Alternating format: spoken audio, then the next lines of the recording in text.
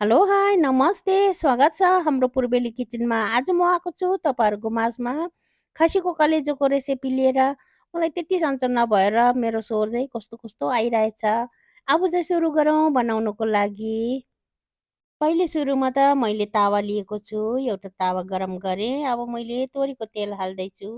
म जहिले पनि खानेकुरो बनाउँदाखेरि तोरीको तेल नै युज गर्छु। तोरीको तेलमा बनाएको जस्तो टेस्ट अरू तेलमा हुँदैन।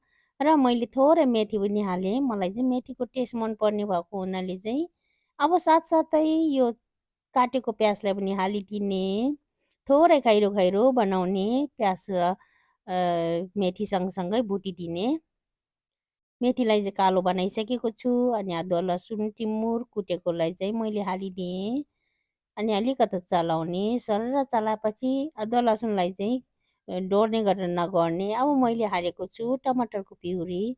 मैले टमाटरको प्युरी चाहिँ आइस गरेर राखेको थिएँ र मैले हालिसकेँ। अब टमाटरलाई पनि मजाले बिल्नु दिने, फ्राई गर्ने अब हाम्रो यो टमाटर क्युब चाहिँ बिल्नु अलिकति गाह्रो हुन्छ। मजाले चलाउने, तातो कराहीमा चाहिँ मजाले यताउता चलाएपछि चाहिँ अनि बिलिसकेको छ।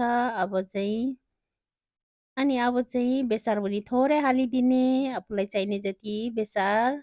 अनि मैले हालेको छु यहाँ मिक्स मसला, यो आफैले बनाएको हो मिक्स मसला। अनि मैले धुलो खोर्सानी पनि हाल्दैछु र धुलो खोर्सानी नि आफैले पिनेर राखेको धुलो खोर्सानी हो। यो पनि मैले हालिसकेँ। अनि आफूलाई चाहिने जति स्वादअनुसारको नुन पनि हालेँ। र अब चाहिँ मैले यो कलेजोलाई काटेर राखेको थिएँ। त्यो कलेजो काटेकोलाई पनि अब राखिदिने।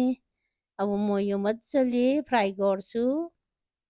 यदि तपाईँहरूले पनि कलेजो पकाउँदै हुनुहुन्छ भने चाहिँ कलेजोलाई चाहिँ धेरै पाक्ने गर्ने हुँदैन। धेरै पकायो भने चाहिँ टेस्टलेस पनि हुन्छ र एकदमै चपाउँदाखेरि पनि एकदमै नराम्रो नमिठो लाग्छ। र धेरै पकाउनु पर्दैन। 4 देखि 5 मिनटसम्म पकायो भने चाहिँ कलेजो पर्फेक्ट पाक्छ।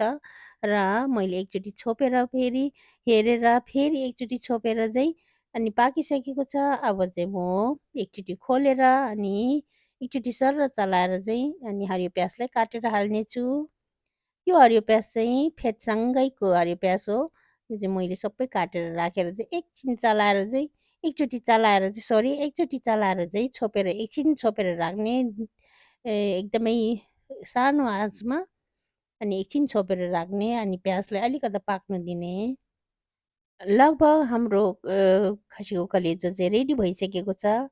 मैले चाहिँ यो जङ्गली धनियाँलाई हालिदिएँ। जङ्गली धनियाँ भन्नाले कि काँडे धनियाँ हो। मसँग हाम्रो अर्को धनियाँ चाहिँ नभएर चाहिँ म काँडे धनियाँ चाहिँ युज गरेको छु र एकदमै टेस्टी हुन्छ यो पनि। मैले अब खसीको कलेजोलाई पकाएर रेडी गरेको छु। अनि मेरो यहाँ साइडमा चाहिँ राजमा पाक्दैछ। अलिकति झोलदार राजमालाई चाहिँ एकदमै तातो तातो खानु मन लागेर चाहिँ राजमा पनि बनाएको। र अब चाहिँ सर्भ गरौँ है त। कलेजोलाई सर्भ गर्छु अब चाहिँ। अब चाहिँ म प्लेटिङ गर्छु। हेर्नुहोला। हेर्दै खाउँ लाग्दो भएको छ, हेर्नुहोस् त। झोल पनि पानी नहालेको हो। यो आफैमा निस्किन्छ। यो कलेजो धुँदाखेरि पानी अलिअलि भएको चाहिँ यसरी निस्किन्छ। र नि हरियो प्याज धेरै हालेको हुनाले चाहिँ थोरै रस पनि भएको छ र दपदपाउँदो भएको छ। मैले चाहिँ यो राजमासँग खाने हो आज। र माथिबाट चाहिँ थोरै जिम्बुको पत्तालाई पनि काटेर हालेको छु है त। अनि साइडमा मैले सौँफको पत्तालाई पनि राखिदिएँ। डेकोरेसन गरेको मैले, हेर्नुहोस् त। हेर्दै खाउँ लाग्दो भएको छ। अनि यदि मेरो भिडियोलाई हेर्नुहुने नयाँ हुनुहुन्छ भने लाइक, सेयर, कमेन्ट, सब्सक्राइब गर्नु चाहिँ नभुल्नुहोला। र अर्को भिडियोमा फेरि भेट्नेछौँ। By by.